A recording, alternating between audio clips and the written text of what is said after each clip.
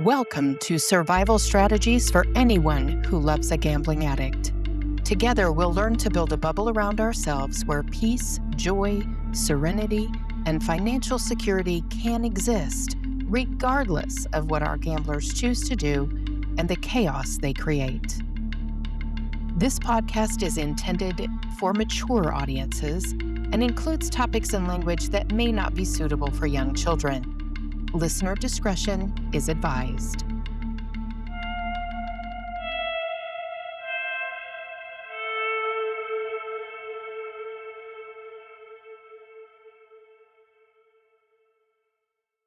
I'm Jodi, and hopefully you have listened to the first 3 episodes because this is the episode that will help tie up some loose ends. If you have not, you might want to. As I was listening to episode 3, my husband talking about what his first day of recovery was like after his life at 29 imploded, there was a great deal of hope. He talked about GA, saying, "These guys saved my life." His life-altering intervention and introduction to recovery was in 1984. My story picks up in 1988. He had everything he needed to be successful in recovery. Why do I have a story to tell in 1988? What the hell happened? Well, let me fill in those gaps for you. It can be summed up in one word: bailouts. What is a bailout?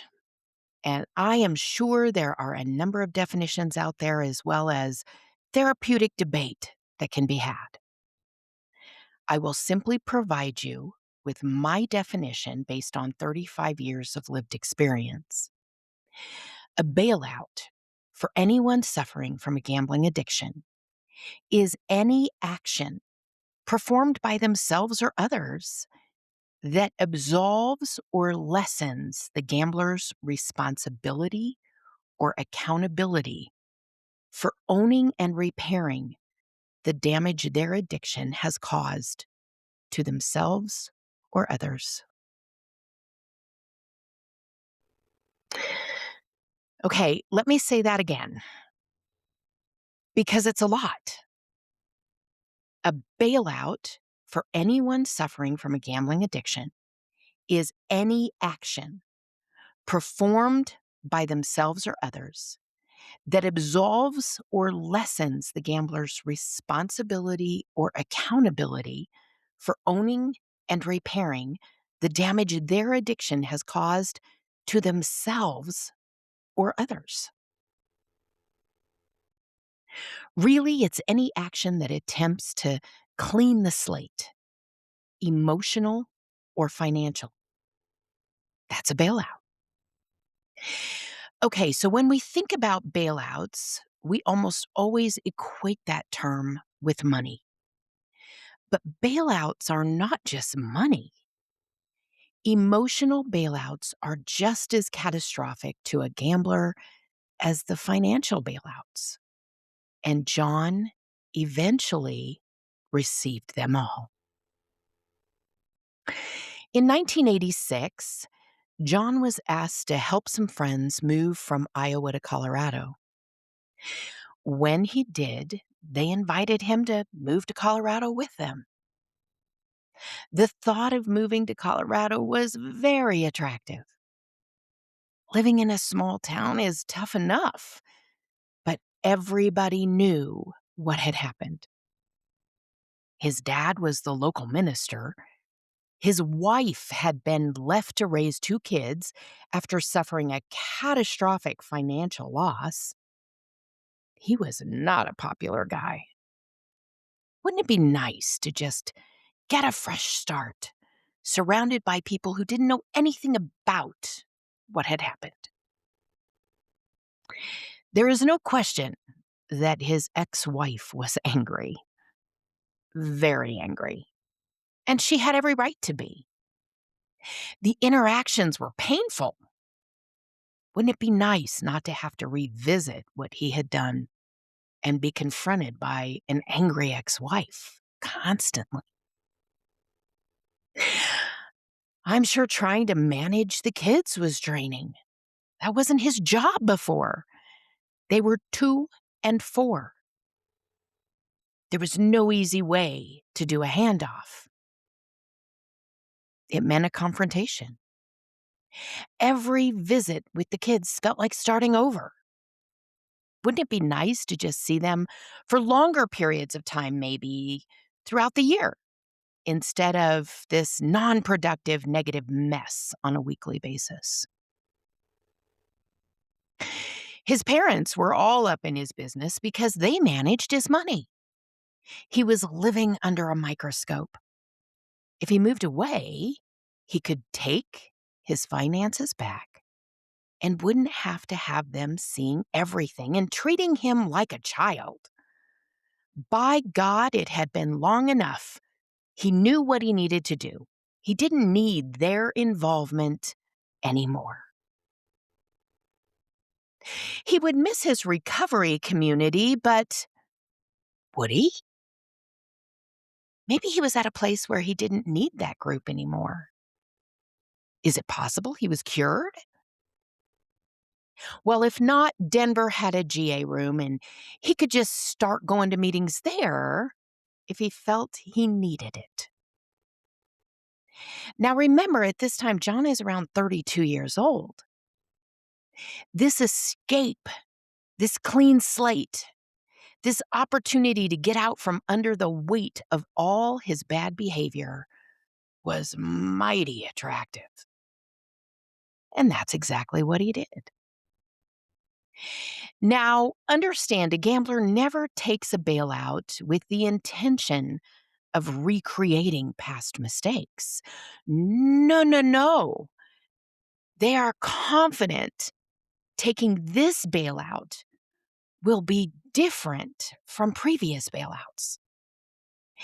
Their belief is truly that this bailout will be exactly what is needed to make things better. Bailouts are negotiated and accepted with the best of intentions. Those intentions quickly replaced by an overwhelming sense of relief. Now you might say, well, that's okay. Relief is okay, Jodi. I love this person and I want them to feel relieved. Well, of course we do. And for a normal brain that has not lost its connection between behavior and consequence, you are right. Relief is good.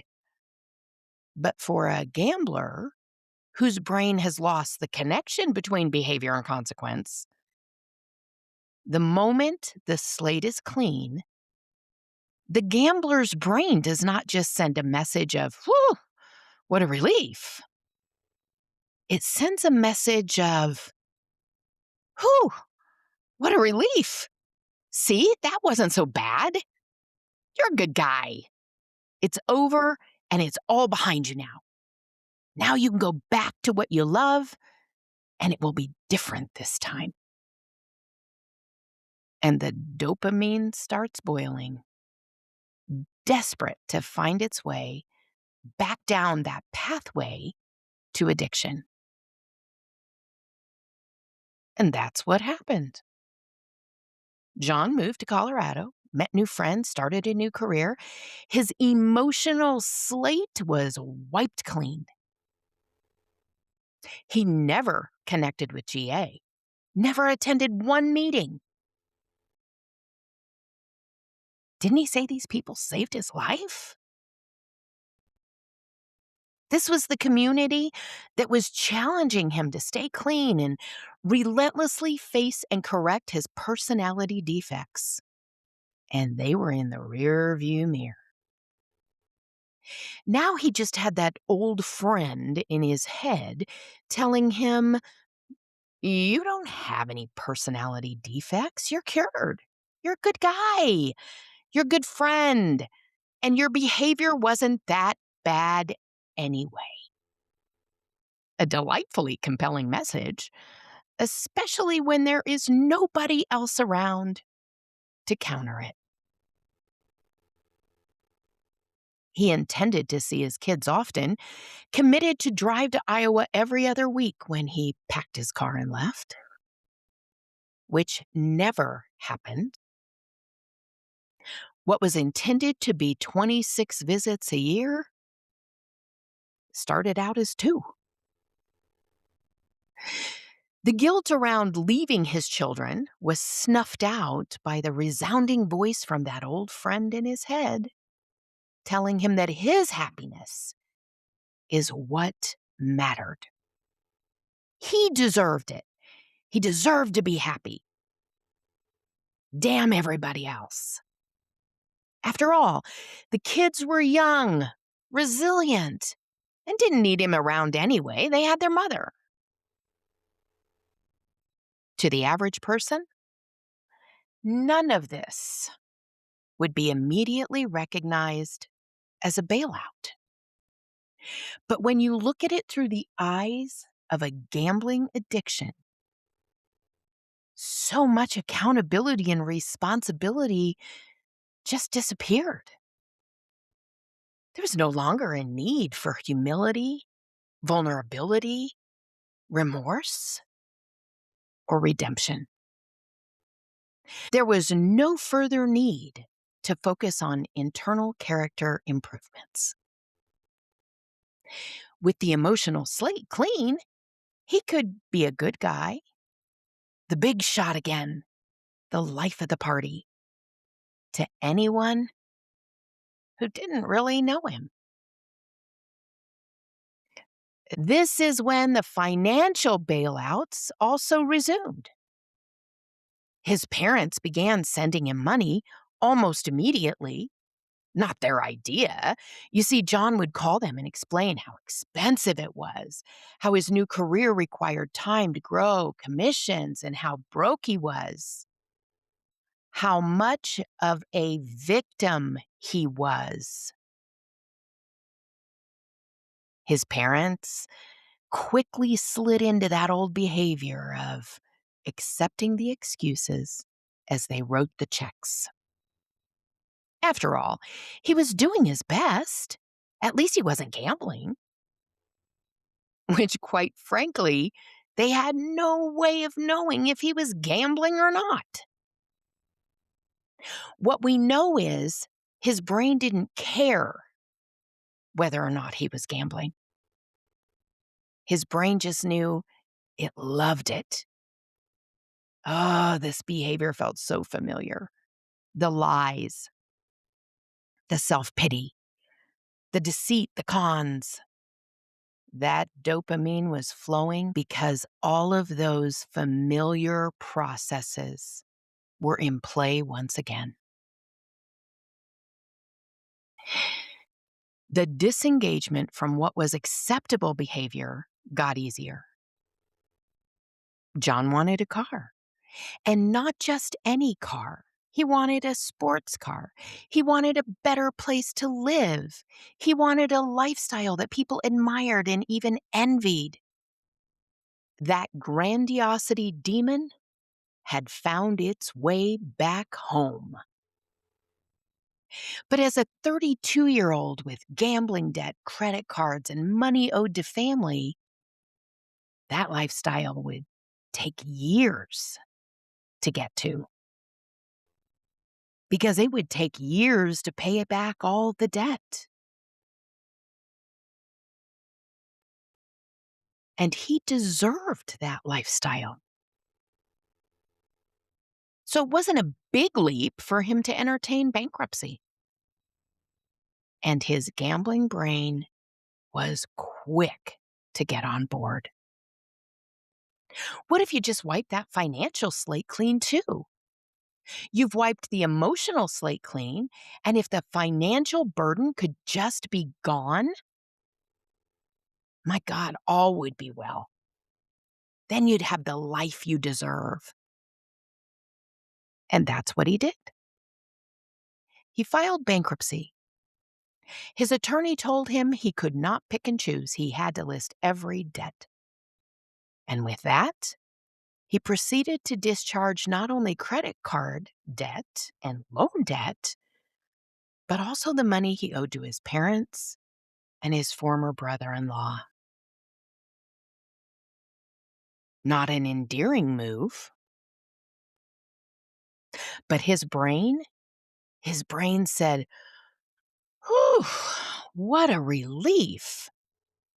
Now you can live the way you want because you deserve it."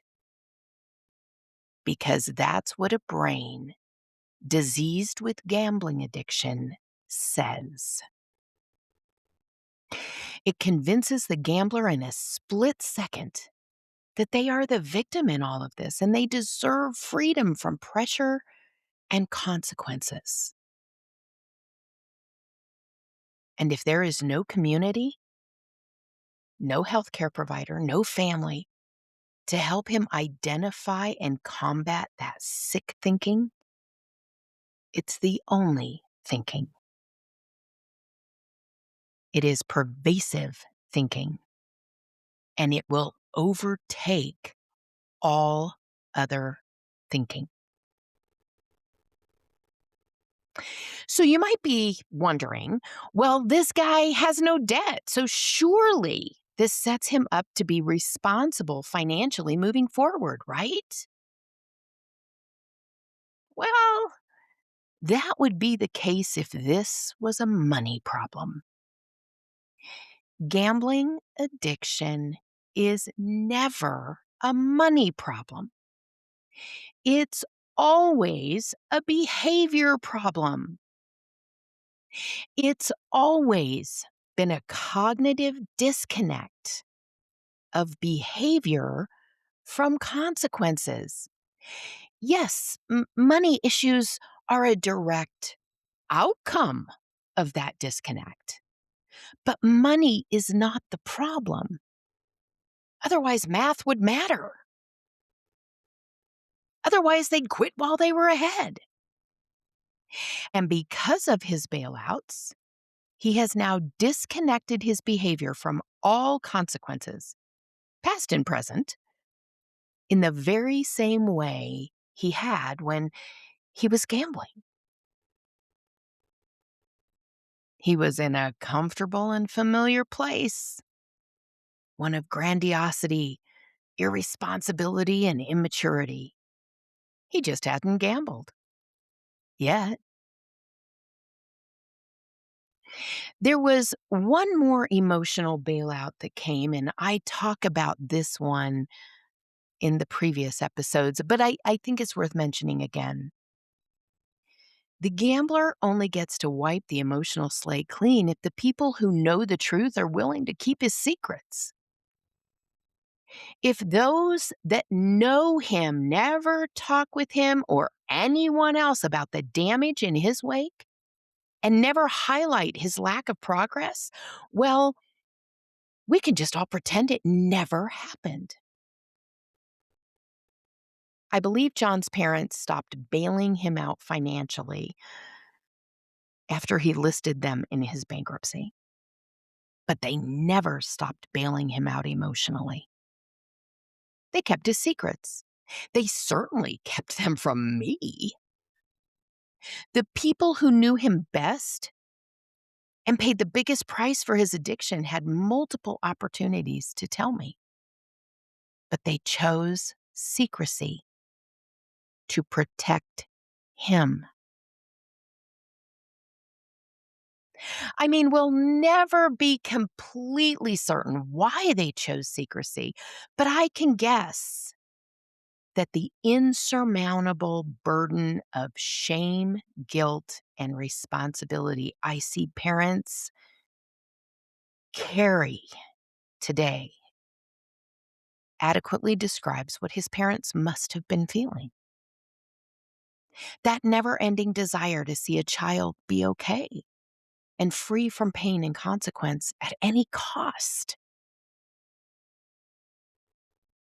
even if it's to their own detriment. even if it's to the detriment of their child. So that's what happened between 1984 and 1988. Bailouts. I saw a post online recently and it said something like this: drifts start with small, passive changes. Small changes that feel harmless and take no effort. Harmless changes that repeat on their own daily. Daily repetition of harmless, effortless changes degrade identity. I pictured in my mind the storm and chaos of gambling stranding my husband on a desert island in 1984 with no means of survival. But family support and GA came to his rescue.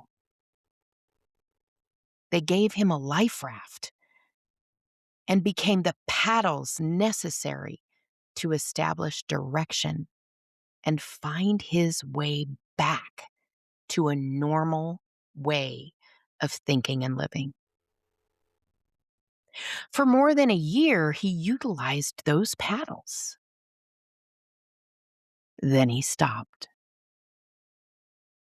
He thought he had paddled long enough and had earned an easier way.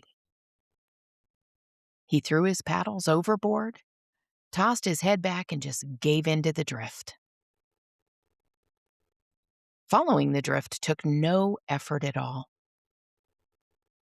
And following the drift led him right back to where he started.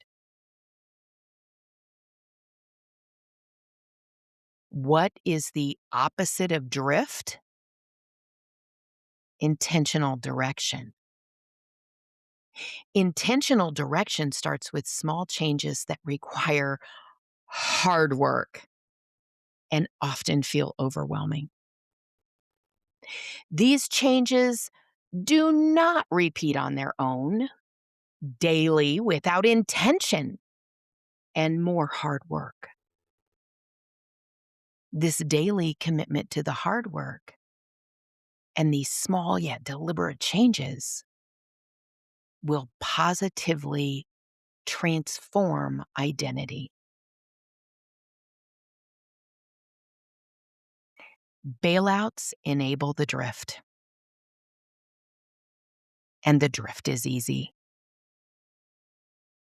And it will always lead the gambler back to gambling.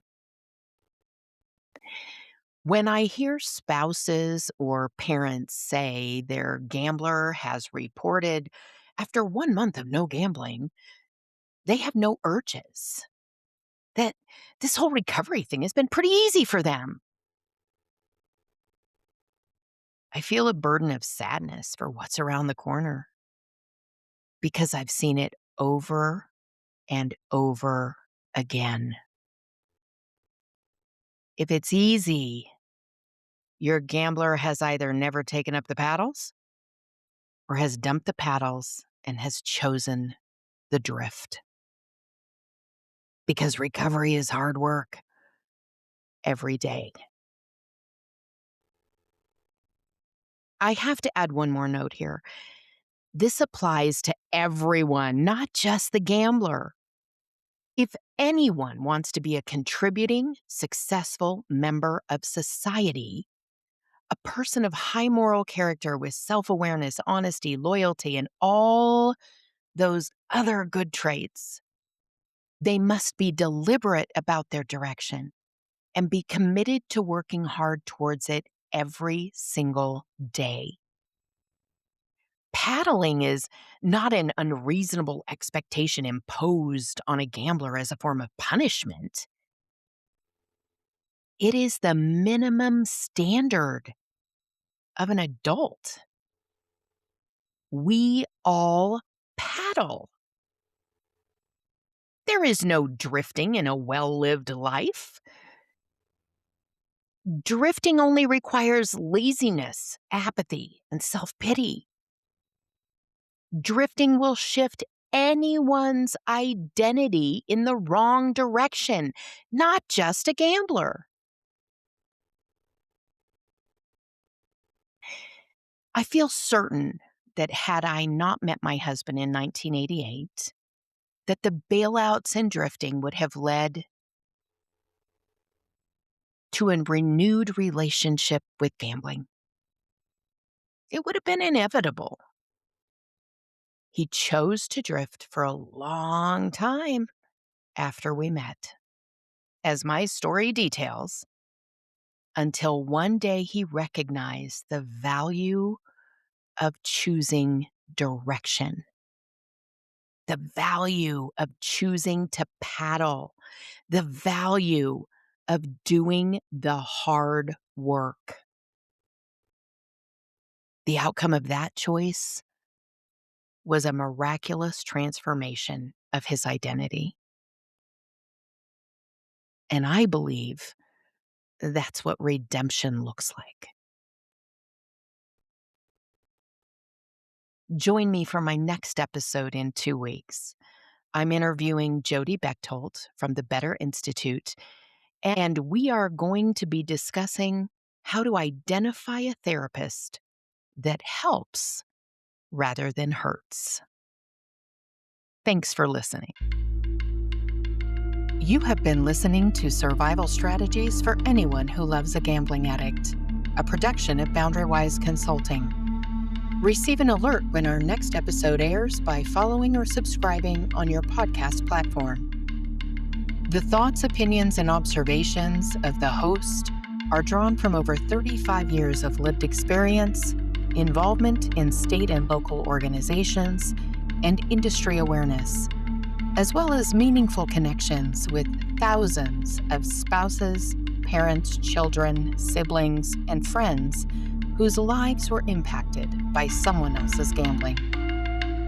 You can schedule an appointment with Jodi or learn more about our workshops and other services by emailing Jodi, Jodi, at boundarywiseconsulting.com. Thanks for listening.